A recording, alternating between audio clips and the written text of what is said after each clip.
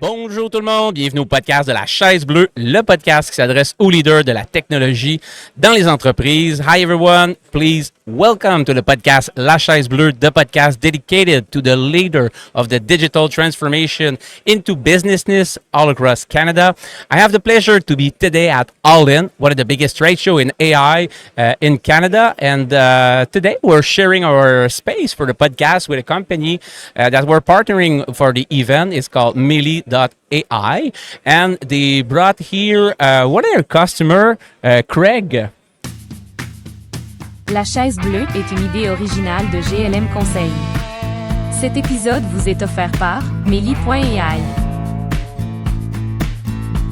Craig, Yes. how are you, Greg, today? I am well, thank you. Thank you for having us. Thank you very, very much. And the first question I have, Greg, before moving too far into these topics and so on, I like to get to know you a little bit. So just give me a little bit of a background of yourself, where you come from, born and raised, and just a little bit of a background about you. Born and raised in Victoria, British Columbia. Okay. Did a BCom at UBC. Moved to the south of France after that. Studied French for a bit. Pour combien de temps est-ce que tu as appris le français? 6 mois. 6 mois, okay, good, very good. 6 mois. Came back to Canada, moved to Asia for 4 years. Okay. 6 months in Singapore, 2 years in Bangkok, 2 years in Beijing, China. Picked up Mandarin there, still fluent in Mandarin after 28 years. Okay. Moved back to Canada with my lovely wife and got my chartered accounting designation. And then over the last 25 years, progressed up and been a CFO in lots of different industries, including visual effects. The last 6 years, I've been with Davidson Sons, a wonderful family-owned fourth-generation customs brokerage business, a business an industry I knew nothing about. Based in Vancouver, if I'm Based not in mistaken. Vancouver, but the border is basically seamless now. So our largest customer is actually here in Montreal. Okay. You don't have to have an office at the border. Absolutely, yeah. And it's a business steeped in tradition. Bill's grandfather was one of the founding members of the National Institute for Customs Brokers. Yeah. Thank you. And so to his credit, I'm not from the industry. He wanted somebody not from the industry to help get us ready for the next 100 years. From time to time, it helps a lot to get someone not from your industry to question everything. Exactly. Why are we doing that, and so on. And so, he's never worked in another company, let alone another industry. Sure. And I knew nothing about it. And so one of my few skills is I would say I'm curious. Ask question and my wife would say I'm nosy, and I just love to say, why do we do that, right? And you don't take no for an answer when it doesn't make sense and so on. So how long have you been working for this company? It's been 6.5 years now. Okay. And we've grown massively. I started out, we had 20-year-olds and 70-year-olds. We had young people familiar with technology. We had some people been with us a long time that could barely use Excel. Sure. And now we've really changed tunes. We've always been focused on customer service. This is one way you differentiate, but for the past 6 years, you've been in that company, and you were working as a custom broker. I'm not. I'm the CFO and the COO. But the industry, our business, our service is customs brokerage. So the value you guys bring to your end customer is taking care of all of these paper? Is making sure that it crosses the border in compliance with CBSA regulations, exactly. The proper way they have their contract with their end customer or supplier. That's right. Our customer is here in Canada, and they have bought goods from a foreign supplier. Yep. Either they or the supplier has hired a freight forwarder. Yep. To bring the goods to the location here in Canada. Perfect. Since you've been there, Craig, what were the main activity or things that you were seeing being done at the company you're in right now that did not make any sense to you? Is there any business process, task, or ways that people were doing stuff that did not make sense for you while you were coming from a different industry? Sure. Day one, human being, moving data from a PDF into a system. No value add, just literally keying data off of a PDF into a system. You were saw that, seeing that Yes, right up front. Yes, I had to bite my tongue because I was new to the industry, and that was the norm. It is still pretty much the norm throughout the industry. Absolutely. And I've always thought that a machine can do it faster, better, quicker, With less error. less error. Sure. And so always just ask that question. It brewed. I learned about that we were the norm with all the other companies in the industry, but never satisfied with that because it just didn't make sense to me. And what's the specific culture you guys have in place to allow people like you to come in, see things, and really make change? Is there any ritual or maybe values of way you guys are doing stuff internally that allow company to really change the way they do things since forever? Sure. And so we have learned that, to us it's natural, but I think what we've learned in talking to others that I guess isn't the norm across the industry is hierarchy. Okay. We don't have it. The army style, the Bill's general the capital. owner, Okay. but he doesn't walk around saying his word is the word of God. As I like to say, if we had a dog in my house, I'd be number 5. That's it. We expect our staff to question us and disagree with us. Okay. I want that. I'm one person. I have my own ideas. They may have a snippet in them that's good. Sure. We've been very lucky that we have an amazing leadership team now. There's Bill, myself, and 3 other people, all women. 2 of the women are young moms. Yep. They're both on national committees for the CSCB. They constantly tell us, that's a good idea, but you're forgetting, etc. Yep. And what we've done, which I didn't realize wasn't the norm, is that they joined, they had been at competitors, they felt their voice was squashed, which means they take it up the line and somebody says, thanks, that's a good idea, and then it dies. Exactly, yeah. And Just to make you happy, I'm going to listen for 10, 15 but minutes and then sure, erase but and then move on. But we're the complete opposite of that. So if we have a good idea and they say, no, it's not going to work for this, well, their idea wins. That's it. And we disagree. I don't say we agree really well, that's obvious, but we disagree really well, which means we can fight about it in a respectful manner. We can come to a conclusion, we agree, and we can go out and have a bevy.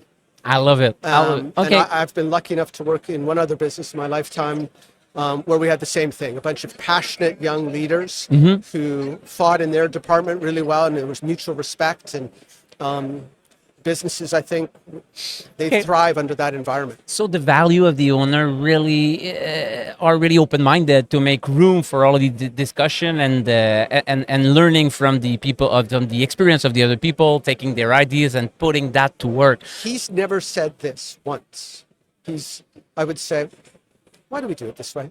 He said, well, we've always done it that way. He's He's never said, this is the way we're going to do it. And even if it's a family company, it's even rarer, He's never said, this is the way it will always be. Grandpa used to do that this way. It's been working forever. Yeah. And one of the things we were discussing before the podcast a little bit, and one of the things I hate the most is when people are telling me, don't fix if it ain't broken. And from time to time, it's worth it just to rethink about the way we do stuff to create more value for the end customer in a different ways. So talking about the steps, coming in, you see some of the stuff that could be improved. I will call that non-value added work. Yep. That people were doing, no value work sure. or task. So what were the steps that you guys follow until you find out Mely.ai on the market? And what were the steps or the activity you guys had to do internally before selecting a partner to improve this specific task or of rewriting the information? Sure. So we really got to a point of no return. And that was, we were, in addition to staff in British Columbia, keying in, like all of our industry competitors. Yep. We were also using overseas labor. Sure. As our like in South Africa, in India, yep. name it, Yep. or and we had used them for years, as have many of our competitors. And With some great wins, or no, because what they weren't doing is learning. Okay. So yes, it was cheaper. It was cheaper than it was the Sure. labor in British Columbia.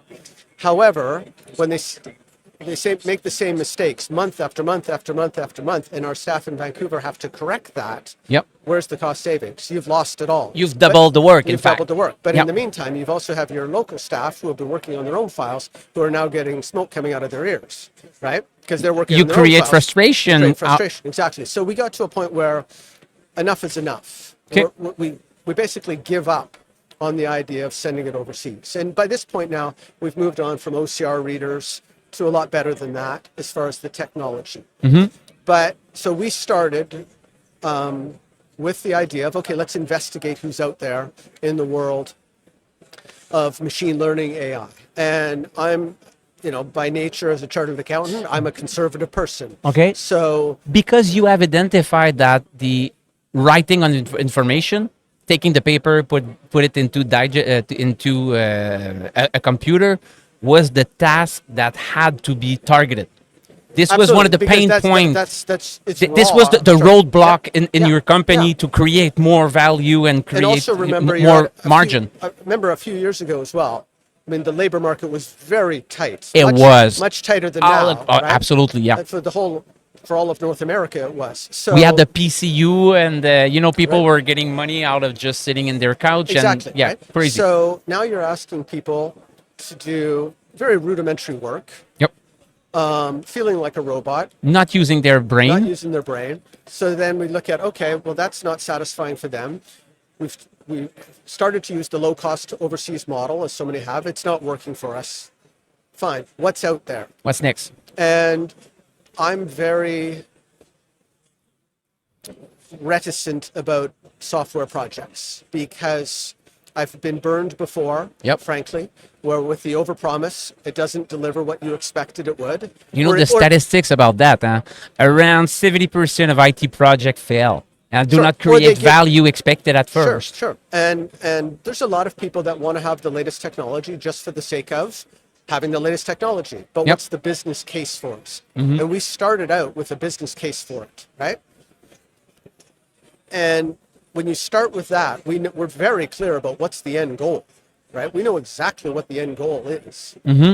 Yes, there's one from a financial pure ROI on the software perspective, but there's also you're going to lose staff if they're so annoyed having to clean up what your low cost labor did incorrectly. It could end up into a weakness for the company if you don't have the labor. Because they're frustrated, right? Correct, yeah. And so we spent a lot of time. We researched Mely's competition for a long time, well over a year. Okay.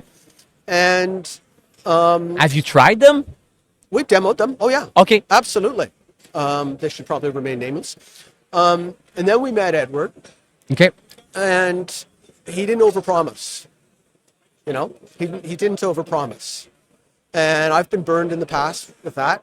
And the cash is gone, and you spent it, and the software doesn't do what it was supposed to do. And the cash is gone. But the cash is gone. Absolutely, right? yeah. And so then you still have the problem. You don't have the solution. The cash is gone. I'm very hesitant on those, right? So we put in as a CFO, we put in a lot of milestones, a lot of different ways to protect us. Sure. But most importantly, it was just the personality, right? To be fair. When we meet people, and Bill and I are very much aligned in this, when we meet great people that you see, you'd want to go out for a meal with or hang out with, that there's a trust. Yep. That's a great spot that's a great foundation. That's where it starts. Yeah, Trust is... It starts, that's the foundation. So Edward didn't try to oversell like some of his competitors did. He said, this is my company, this is what we're doing, this is where we're going.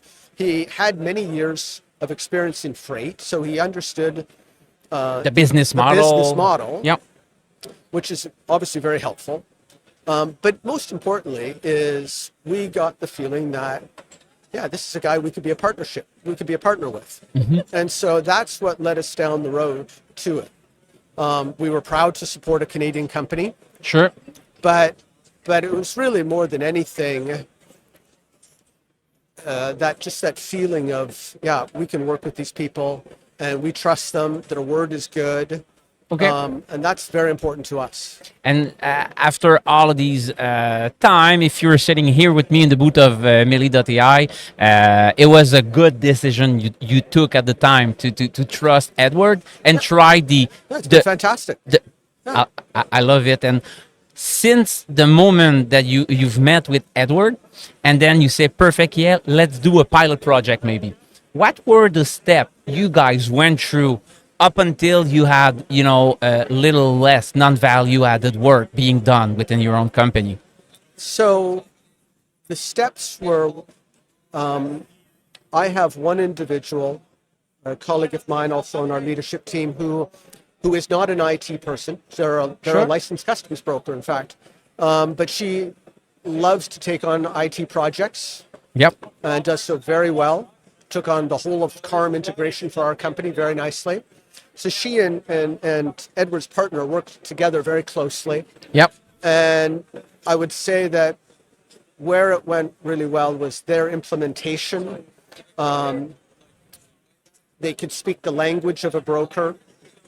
Knowing the buzzword. They know the buzzwords. How to win the game and what is the game to win and so on. You didn't have to teach them the business. Okay. And so that was very important. They already understood the paperwork. They understood the issues, because remember, our work is time sensitive, right? The truck is crossing to the border. Our largest client is here in Montreal, and they have 20 trucks a day cross from New York into Quebec. Yep. There's not a lot of time there. Nope. Right? It has to work.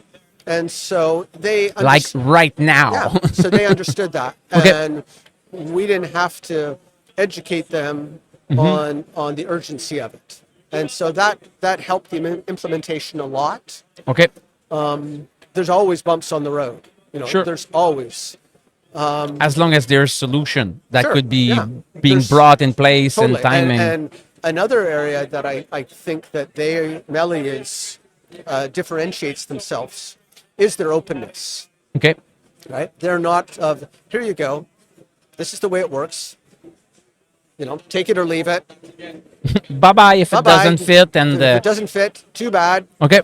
Happy to cash the check every month, right? But no, this isn't working, right? Sure. And so they're tremendously open-minded in listening to where something needs to be better. Understand the pain point, address the way they do stuff, improve their and service or technology. They're nimble enough that they can do that. Sure. And that's a beautiful thing. Because when it is to a degree a leap of faith. Yep. Right? Absolutely. And that's where you get back to that character, right? Because you're taking a leap of faith. You're starting to date with them. At one point in time, you need to jump. So so we did that. And when we did that jump, we were able to do so in a really nice, closed environment, because their system has a great test model where you can do a live transaction and just test it, and then you can go live with it in a I saw it. Edward showed me, and he allowed me just to play with it a little bit. Right? I had to make sure about the software before, partnering with them on the podcast itself directly. And so that is very helpful for bringing peace of mind. Sure. But most of all, as you work your way through implementation, as you work your way through the bumps, right, to get it to where we want it to be, are their ears open? And 100%, their ears are open. Wong's fantastic. We can call them anytime. There's a 3-hour time difference. Doesn't make you a have difference. Access to him and so on. 100%. We have access to them. Okay, right? great. It's actually the same as the way Davidson Sons works, because there's tons of times our customer has access to my CEO's cell phone number, and he'll run to the airport at 10 o'clock at night to help a transaction get over the border. Go. Yep. So we're very like-minded. Perfect. And our definition of service is find a partner with the same core value. Yeah. And it's really, really interesting the way you approach that, because you said you were like a 4th generation company. Yes, this is 4th generation. Sure. So the company must be like 80 years old, something? It's 107. Wow, 107. Yeah, wow.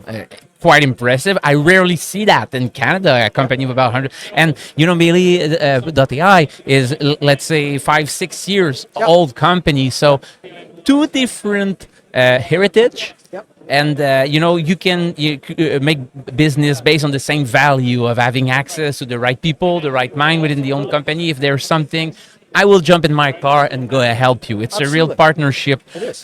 company. And that's worth everything. Sure. Right? There's lots of things you can overcome. Or maybe there's something we want that they don't have at this moment. That's possible as well. They're going to have their own roadmap. It may be 100% in line with what we want. It may not be. But we trust them that they're not going to tell us a story and say you're going to have it in 6 months when it may be 3 years out on their roadmap. Right? We have that communication that they stick with that they their would- yeah, promise their word- and their word they is are good. delivering. Sure. Perfect. It's a good. It's a very nice thing that you have a customer saying that. I really like that for Mely. So if I recap, selecting a partner for one of the core activity you're doing. Taking care of brokerage paperwork. You need to select someone that knows your business. Yep. So this helps a lot. That has the same core value and will truly deliver. In that process, is there any mistake you have done that people could understand and not do the same? Is there any things you would have done differently? Not necessarily with Mely, but maybe prior to it, maybe during the implementation. Any lessons learned that I think we should have. I think we went, and this is probably a shameless plug for Edward, though it's not meant to be. he's still human, Yeah, I think we should have recognized, we should have advanced the discussions with Mely earlier than we did. I think we went down the road further than we needed to Okay. with his competitor in retrospect. Okay. And point taken, after we decided and let his competitor know we're not going to go proceed anymore with the discussions. Well, they lost 5 or 6 of their top key people. They quit the company. That was kind of rather telling. scary, yeah. Well, it was rather telling that we gave up on them and their executives all did as well. So we should have seen that sooner. Okay. Nothing against Edward. That's Absolutely not. We should have seen that sooner. And Keep your eyes open for these kind of One thing. of the challenges for us, to be frank, as a small business, and I wear far too many hats, is you're pulled in different directions. Sure. Right? And selecting software is a skill. It's a mindset that, frankly, CFOs don't use every day. I see so often accounting and CFO people selecting the ERP, selecting Sure, this, but and that's wearing the hat of IT within their own company. That's a classic. Sure, and that's very dangerous, right? I'm not an IT guy.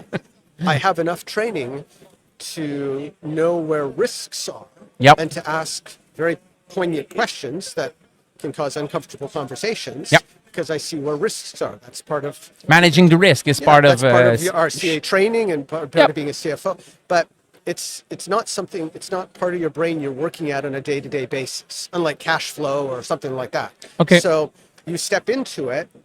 And this because we're a smaller company, right? You step into it and then you maybe get pulled aside for another week and then you're back into it, again, using one small portion of your brain. That makes it even harder. So a bigger company that maybe has a full-time IT person who would do the whole analysis and then just bring it to the CFO for a financial analysis. Sure, with the ROI and so on, all so of it that, doesn't sure, make sense. sure. Absolutely. They Okay. probably wouldn't have the same issues that we had. That's part of us being small. But at the same time, they might not pick somebody like Mely because they'd say they have to have 20 years, you have to have 25 years. As Sure. well.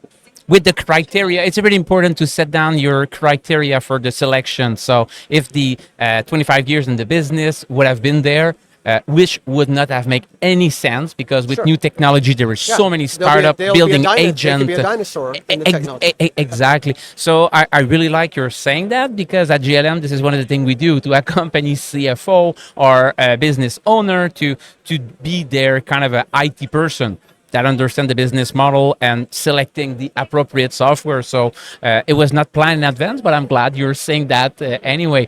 Talking 2-3 last question. Talking about the adoption because Mely.ai, yes, it's to me, I would describe it as an OCR. Yep. to digitalize the information, Yep. where an AI starts right away to recognize the type of document, the field, and plug it into your IT stack you already have to manage invoicing and process and so on. Yep. So in terms of adoption Yes. of the solution, how did it go with the software internally? Did you have any resistance?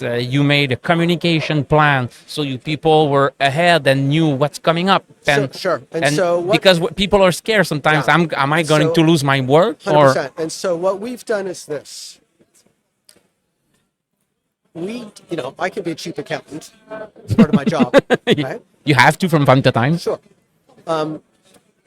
We didn't adopt AI to fire a bunch of people, right?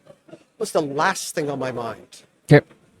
It never even crossed my mind, truthfully. You did not cut salary with this project. No, not Okay. the slightest, right? We were able to reduce the money that went to India, Yep. and I turned around and I've sent it to Montreal. Ah, great. Fine. But our salary expense is actually higher. Why?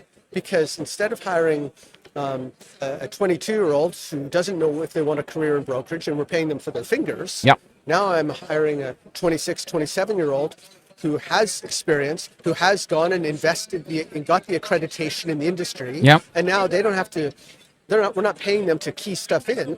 We're paying them to use their brain, to communicate with our clients, to verify the data, so we even more so make sure it crosses compliant. And the fact of the matter is that supply chain risk is through the roof, like never before. I've never heard that Yes. word so It is, often than in the past couple years. Exactly. It's everywhere. You could be, my older son was living in Germany. You go to IKEA to buy him a lamp, and they say, "I'm sorry, it'll be 2 years because Sure. all those supply chain problems." I say, "I know all about that." Mm-hmm. Right? It's all over the world. Yep. And so now, instead of our staff, and we have senior staff who do a final check before the final accounting for it, which is normal throughout the industry, but we have now got an even higher level of interaction with our clients, Yeah. right, at the pre-release stage before it's come to the border, on just double checking, because now they don't have to key it in, and that's a great for our staff. It's great for our customers, right? How do you enhance customer experience? Because sure, and what we're really trying to do, the brokerage industry for a long time has been very transactional based. Yep. Right? Trucks coming to the border. What are the goods? Make sure it's compliant. HS code are there. HS It's code clear. is there, ba- ba- ba- valuations ba- there, ba- country ba- of origins there. Fine. And I'm trying, and we're trying, to change that relationship so that it's less transactional, right? So that you're looking at the whole supply chain. Let's think about it. What are some of the risks right now? The government of Canada has rules that say, have you brought those goods in from a country that allows for slave labor? Mm-hmm. What's the plastic in that product? Those are all rules Sure. that need to be abided by. Who in a company is verifying that? Is it the purchaser? Is it the legal department? Is it the... I understand. is it For the sourcing, accounting there will department? be different It's information falling- being looked at. Sure. Sure. And so one of the things we saw with the implementation of CARM is Yeah. it quite often fell between the cracks. Is this for finance or is it for purchasing? Sure. And we were so engaged with all of our clients, and they had said, "Well, Bob in the warehouse has it. No, the controller has it." Yeah. And so that raising Awareness or- supply chain risk. Obviously, what are other ones? Foreign exchange, freight costs, right? One of the we all, as accountants know is supplier risk. Sure. Are you buying all your goods from one supplier who all of a sudden now has massive tariffs on it? Yep. You're in trouble, aren't you? This is your business. You know all of these information, so you can bring this it value. to the clients. Okay. Bring them to say, you've got key supplier risk here. So that customer right now, here's another great example. So many of our customers, they will bring things in, Yep. and it will come in. They've purchased it from a supplier in the United States. Yep. Well, was it made in the United States? or was it just imported into the United States from a country subject to duties? It and is taxes? so hard to understand these rules. Sure, This is country of not my origin rules. daily life, day-to-day life, but Exactly. Country of origin. Yep. Right? And so, and for so many businesses, I mean, remember prior to this, I was on the other side for 25 years. Sure. Right? So who's accepting that risk when everybody in a company is so busy and it hasn't broken yet? Mm-hmm. But one of the things that people don't understand is this, and this is a very important fact. The government of Canada came out with CARM. And so and CARM was their new reporting system, right? Okay. But prior to CARM, what happened? The goods crossed the border.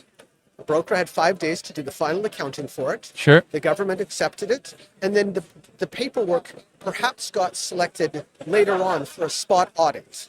Make sense? Yeah, makes sense. Just like your personal tax return, your corporate tax return. It was Regular audit, I could see, yep. Sure. But with CARM, every single import is being audited in real time. Really? Yes. I didn't know that. I know. Okay. Because Nobody knows almost. Sure. It's going through the government system live and is being audited right then. You better know it in advance, eh? You better know if it's correct or not, right? Sure. So everybody's all about risk, Yep. right? And I'm not saying to ever hide away from it, but now the need for compliance, and we've been focusing on compliance for 107 years. I have staff, all they do is make sure all day long. Sure. It's not for me personally, but they love knowing 5,000 HS codes and making sure it's compliant. And they're passionate about it. But the need for that has never been as strong as it is now with 100% real-time audit. It's totally crazy. And most importers, I don't think, know that. So we talk about supply chain risk. Well, that's a big mitigation of one risk, sure. So knowing that in advance. If you imported that, knowing that you're going to sell that product with 10% margin, and now, audit, and the government doesn't agree, and you've already got a price for that, well, what just happened to that margin? It's gone? Right? Sure. And so this is where it's raising the level of sophistication of the and service you're providing to your manufacturer, to your customer. Transactional. Wow. So if I recap the way I see it, is like doing this project, selecting the appropriate, not only technology, but partner that did the integration, that knew your business model, your field of service. You went from having, 20 years old people or people out of India, and you were paying them for their hands. But now you have a little bit more knowledgeable people, and you're paying them for, yes, their hand, their head, and maybe their heart, because it makes sense to them what they are doing. And when it makes sense what you do for a living, you're much more you have much more energy, and you can provide better customer service. And we've always had it at the senior level, who are dealing directly with the clients at that accounting. Now you're really at the more junior level. You're bringing in people who are, to your point, both their head and their heart, not just their fingers. Yeah. Are invested in it, and they love talking with the client all day, right? And that's what they didn't get to do before because they were scratching their head. Because they were busy. Is it the good information? Is it in yet? Or where is it? Or the paperwork is in the box of Rachel right over there. She did not put in the file yet, and so on. And so now they don't have to deal with that. Would you say that this project, regardless of the technology, but once it's there with the value it's created, it could be one of the differentiator of your company towards competition? I think what it's going to do is this, and we can already see it. So now, one of the, we are a mid-sized, on the smaller side of mid. So it used to be, if you were a huge importer, you had to go with a huge broker that had a massive labor force. Why? Because they had a lot of fingers. Sure. And their service, for some, not very good. As a very simple example, you need to talk to somebody there, you phone a 1-800 number. us, you could phone my CEO. Sure. So there are importers that wouldn't even consider using our services because they thought we just couldn't handle it. Pure capacity. Oh, okay, right? okay. Pure capacity. I see where you're going, but now the playing field has been leveled, right? If you get an invoice in that has 200 lines, but that takes 2 hours, Mely, it takes 1 minute, that's it. right? It's like unlimited workforce. Sure. What were stopping you before, now all you my kind fingers of. are in the cloud now, That's it. and I have just as many fingers as they do. Okay. So from a competition perspective, you can now, instead of going to a place where you had to phone a 1-800 number, but they had lots of fingers, now you can come to us, you can have amazing service where you can phone the CEO, and we can do just as much volume as they could, but with better service. And put your time where it's truly worth it for your end customer. Yeah. Wow, I really like that. Last question, Craig. I really like speaking with you. I think we could, talk for hours and hours, and I have a question bubbling in my head right now. But let's say we need a beer. And we just got out of the Palais des Congrès here in Montreal, walking downtown. We go there, and while walking down the street, I just step on something, and I'm like, "What the heck is this?" And I pull it, and it's a piece of wood, and it's actually a magic stick. And since I'm a generous person, I'm like, "Yeah, I have fun with Craig, and I give it to you." You have one wish. You can do whatever you want within the company you work for. You can change anything after the whole discussion we had to maybe create more value, even more value to your end customer. Emotion, money, even if you're the CFO there, money is not an object. So what would you do differently? What would be the next step that you could accomplish, boom, right off the bat?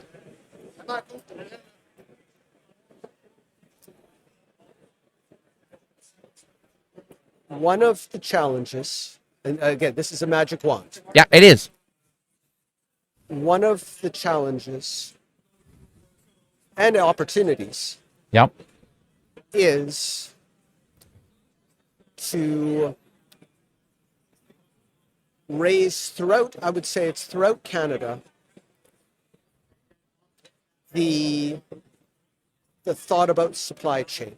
Supply chain is just an aspect of business. Sure. Right? It's just an aspect of business. It is. But for many businesses, and a friend of mine, he's the lead partner in audit at one of the big four CA firms in British Columbia. And we were talking about this, that for many businesses where you've got so many issues facing them now, that if something's not broken, they don't have the wherewithal to go and try to make it better. Yep. Right? Okay. And that's unfortunate. It's not the way we work. Ours wasn't broken. It wasn't great. No. Our discounted outsourced labor wasn't great. That was okay. Everybody was doing it, and that was the way. The transactions were still crossing the border in a compliant manner, but we love to look at it and go, there's got to be a better way. And that's who we are. Unfortunately, there's lots of businesses that if it's not broken, why try to make it better? We don't need to fix it. Why try to make it better? And that's unfortunate for the country. Mm-hmm. I used to live in China well over 20 years ago, which was a different China at the time. Different China, yes, absolutely. Pre-Olympics. Yeah. Where one of the beautiful things, and in Asia in general, where the push for advancement, because for many parts there was no middle class. We went from farmer to rich, yep. Right? And so that push of technological adoption is much faster than here. My wife's hometown never had a landline. They went from no phone to a cell phone, right? In 1998, my father-in-law got on a Motorola phone and phoned to Florida. They never had a landline, ever.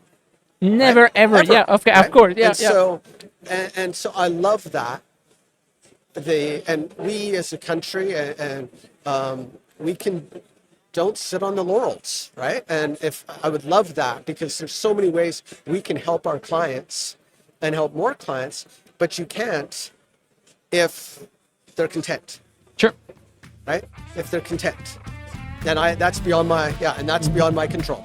So it really is a magic It's a stick. very, very good use of the magic stick. I love this one, Craig. Thank you very much for your time on La Chaise Bleue. I hope everybody that will listen to that will get some insight out of it, will open their mind, will see that we don't need the things to break in order to fix it. So innovation, adoption, and yes, technology can do things differently so we can pass more value at a time with our end customers. So you've been able to provide more service, more knowledge about your market at your customer site instead of being a workforce to type in numbers in Excel sheet and so on. So thank you very much for being there, and I hope you have a nice show, Anne. Thank you. Thank you. Bye-bye. Cet épisode de La Chaise Bleue vous a été présenté par GLM Conseil.